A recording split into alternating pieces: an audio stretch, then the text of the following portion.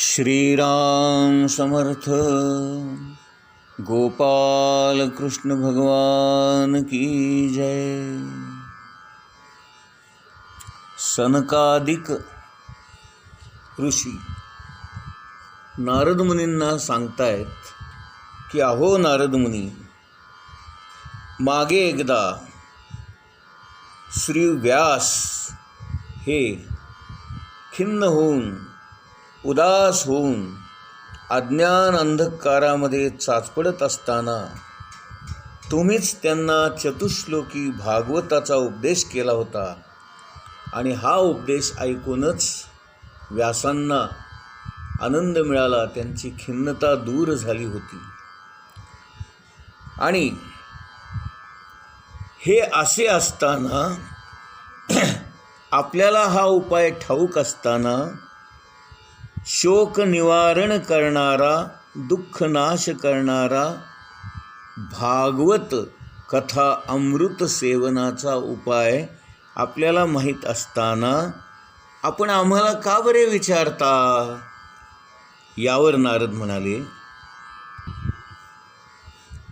हे सनत कुमारांनो, आपण नेहमी या भागवत कथा अमृताचे पान करत असता आणि सहस्रमुखाने शेष नाग आपल्यासाठी ही कथा नेहमी गात असतो आणि म्हणून मी आपणास शरण आलेलो आहे।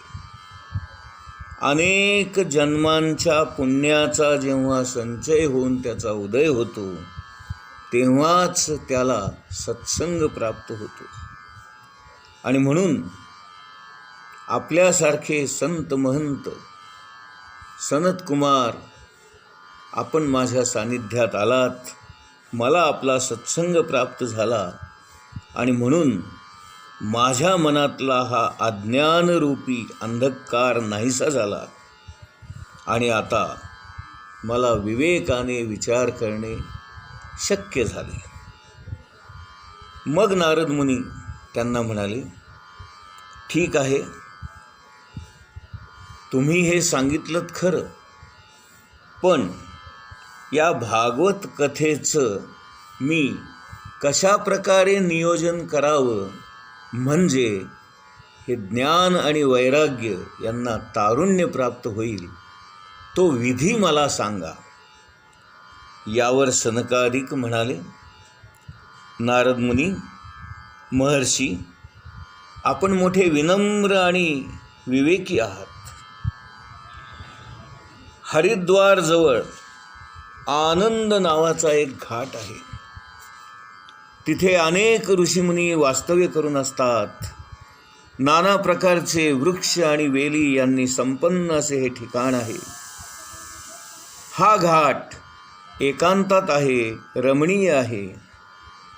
इथे मैत्रभाव जागृत होतो आणि वैरभाव असणारे प्राणी पक्षी सुद्धा एकमेकांशी वैर विसरून मैत्रभावाने नांदत असतात।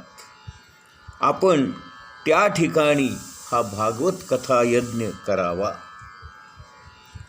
ज्ञान आणि वैराग्याला बरोबर घेऊन स्वतः भक्ती त्या कथास्थानी कथा ऐकण्यासाठी येईल। त्यावेळेला कथेचे शब्द कानावर पडताच या सर्वांना तारुण्याची प्राप्ती होईल, चैतन्य प्राप्त होईल आणि त्यांची दैन्यावस्था, वृद्धावस्था नाहीशी होती। हा उपाय सांगून झाल्यानंतर नारद मुनींसह सनकादिक मुनीसुद्धा त्या आनंद नावाच्या घाटावर जमा झाले आणि भागवत कथा ज्ञानयज्ञ आता इथे सुरू होणार ही बातमी कळताच या भागवत कथा अमृतरसपानासाठी अनेक लोकांची तिथे जाण्यासाठी धावपळ सुरू झाली।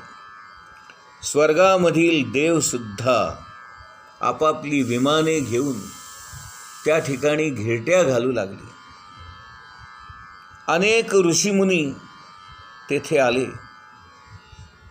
त्यातल्या काही ऋषीमुनींची नावं मुद्दाम या निमित्ताने आपण घेऊया, कारण अशा ऋषीमुनींची नावं आपल्या मुखातून येणं किंवा आपल्या कानावर त्यांचे नावं पडणं हे सुद्धा फार भाग्याचं आहे. या भागवत कथा रस अमृत पानासाठी जे जे कोणी आले होते त्यामध्ये भृगु ऋषी होते, वशिष्ठ होते, च्यवन होते, गौतम ऋषी होते, देवल, परशुराम होते, विश्वामित्र ऋषी होते, मार्कंडेय मुनी होते, स्वतः श्री दत्तात्रेय तिथे आले होते, योगेश्वर व्यास, त्यांचे पिता पराशर मुनी, शुकाचार्य, पिप्पलाद आणि जन्हू असे अनेक मुनिगण आपापले पुत्र, शिष्य आणि आपापल्या पत्नी यांना घेऊन तेथे अत्यंत प्रेमाने आणि उत्साहाने आले होते. याचबरोबर वेद, शास्त्रे, पुराणे, उपनिषदे आणि सर्व मंत्र तंत्र विद्या मनुष्यरूप धारण करून तेथे जमा झाले होते. गंगा, जमुना, सरस्वती, नर्मदा, कावेरी, सिंधू, कृष्णा, गोदावरी इत्यादी नद्यासुद्धा सुंदर तरुणींचा वेश घेऊन तिथे हजर होत्या. पुष्कर आदी सरोवरे, अनेक तीर्थक्षेत्रे, सर्व दिशा, दंडकारण्य इत्यादी अरण्ये, हिमालयासारखे अनेक पर्वत, देव, गंधर्व, दानव असे सारेच जण ही भागवत कथा ऐकण्यासाठी जमले होते. कृष्ण भक्त असणारे सनकादिक मुनी नारदांनी त्यांना दिलेल्या उच्च आसनावर कथाकार म्हणून कथा ऐकवण्यासाठी बसले होते. सनकादिक मुनी कथा करणार होते आणि ती कथा ऐकण्यासाठी सारे श्रोते आलेले होते. आणि उच्च आसनावर सनकादिक मुनी जेव्हा जाऊन बसले, विराजमान झाले, तेव्हा उपस्थित असणाऱ्या सर्व श्रोत्यांनी त्या आदरणीय गुरुवर्य सनकादिक मुनींना नमस्कार केला आणि नारद मुनी त्या सर्वांच्या समोर सनकादिक मुनींच्या पायाजवळ कथा श्रवणासाठी बसले. आता हे सगळं वृत्तांत शौनकादिक ऋषींना सूत सांगतायत, हे लक्षात घ्या. म्हणजे शौनकादिक ऋषींनी जो प्रश्न विचारला होता सुरुवातीला, त्या प्रश्नाचं उत्तर देताना सूत जे कथानक सांगत होते त्या कथानकातलं हे कथानक आहे, हे आपण विसरू नये.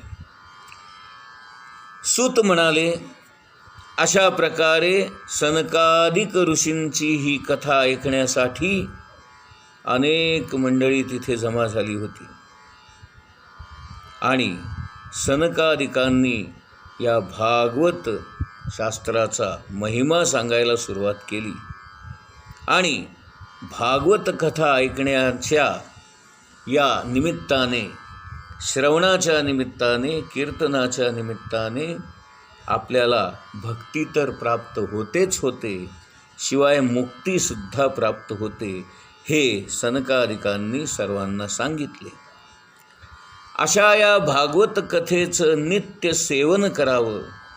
या कथेच्या सेवनाने भगवान गोपालकृष्ण श्रीहरी आपल्या हृदयामध्ये विराजमान होतात, आपल्या हृदय सिंहासनावर स्थानापन्न होतात आणि ते आपल्या हृदय सिंहासनावर आल्यामुळे आपल्या मनाला आनंद होतो. सच्चिदानंद रूपाय असं ते भगवंताचं रूप आपल्याला आत्मसुख देतं, आत्मानंद देतं, आत्मशांती देतं आणि आत्मसमाधान देतं.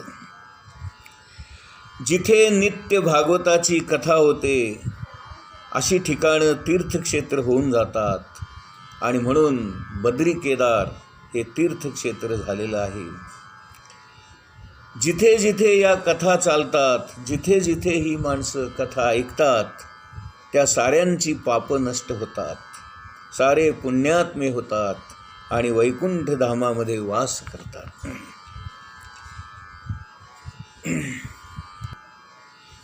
हजारो अश्वमेध यज्ञ आणि शेकडो वाजपेयी यज्ञ जरी केले तरी या भागवत कथेची बरोबरी ते करू शकत नाहीत. इतकं या भागवत कथेचं महात्म्य सनकादिक मुनींनी स्पष्ट केलं. ओंकार, गायत्री मंत्र, पुरुष सूक्त, वेद, भागवत, ओम नमो भगवते वासुदेवाय हा मंत्र, भगवान सूर्यनारायण, प्रयाग तीर्थ, ब्राह्मण, अग्निहोत्र, गाय, द्वादशी तिथी, तुळस, वसंत ऋतू आणि भगवान पुरुषोत्तम गोपाल कृष्ण या सर्वांना ज्ञानी लोक तत्वतः समान मानतात. म्हणजे या सगळ्या गोष्टी समान आहेत. यातलं तुम्ही काहीही जरी केलं तरी सगळ्याचं पुण्य सारखंच प्राप्त होतं. भागवताच्या श्रवणाने, पठनाने, कीर्तन करण्याने, ऐकण्याने, वाचनाने, अभ्यास करण्याने आपल्या कोट्यावधी जन्मांची पापे नाहीशी होतात. जो कोणी नित्यपणे भागवताचा पाठ करतो त्याला राजसूय यज्ञ किंवा अश्वमेध यज्ञ केल्याचे पुण्य प्राप्त होते.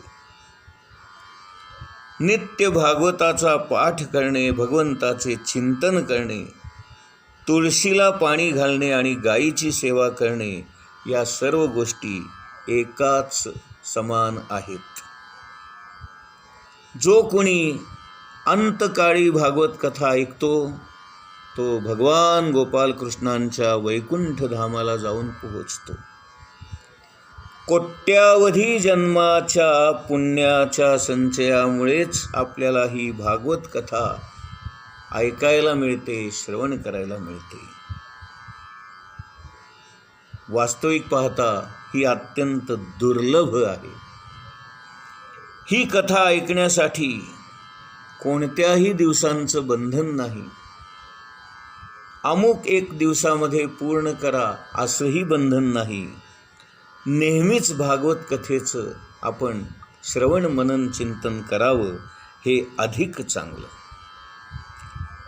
त्याचबरोबर आपल्याला सत्य आचरण करावं लागतं आणि आचरण शुद्धता जपावी लागते. आपल्या चित्तवृत्ती ताब्यात ठेवाव्या लागतात आणि पुण्यकर्माला वाहून घेणं हे अत्यंत अवघड काम असल्यामुळं सामान्यपणे 7 दिवसामध्ये भागवताचं सप्ताहविधी किंवा पारायण विधी करावा असं शुकाचार्यांनी सांगून ठेवलेलं आहे. सप्ताहाची पद्धत का? कारण 7 दिवसापेक्षा जास्त काळ आपल्याला कुठल्याही चांगल्या गोष्टी सातत्याने करणं जमत नाही आणि या सगळ्या गोष्टी आणि नियम यांना बांधील राहणे, ब्रह्मचर्य पाळणे आणि सत्य बोलणे या गोष्टी 7 दिवसापर्यंत आपण कशा तरी करू शकतो आणि म्हणून सप्ताहविधी हा महत्त्वाचा असं सांगितलेलं आहे. पुढे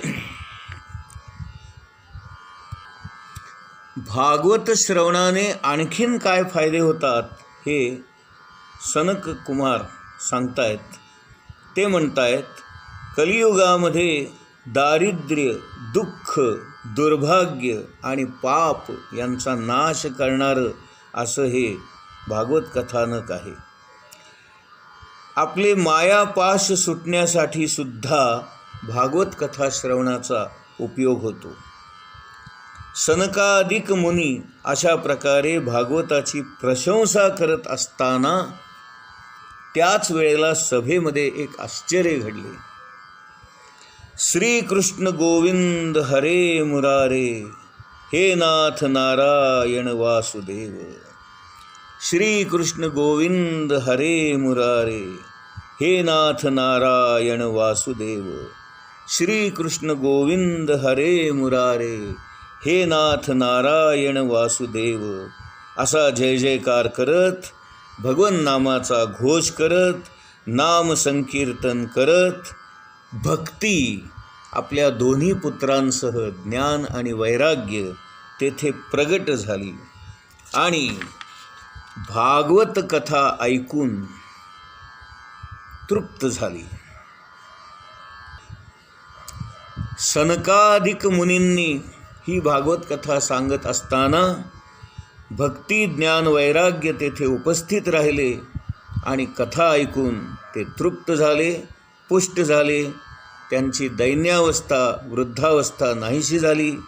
तिघांनाही तारुण्य प्राप्त झाले, चैतन्य प्राप्त झाले. भक्तीने अत्यंत नम्रपणे त्यांना नमस्कार करून सनकादिकांना विचारले, हे भगवन, मी आता कुठे बरे वास करावा? त्यावर सनकादिक म्हणाले, तू भक्तांना भगवत स्वरूप देणारी आहेस, भवरोग दूर करणारी आहेस, म्हणून तू विष्णू भक्तांच्या हृदयामध्ये कायम वास करावा असं सांगितलं. अशा प्रकारे ज्यांच्या हृदयामध्ये केवळ भक्तीचाच वास असतो ते भक्त भगवंताला बांधील असतात आणि भगवंत त्याचं परमधाम गोलोक सोडून भक्तांच्या हृदयामध्ये येऊन वास करतात. गोपाल कृष्ण भगवान की जय.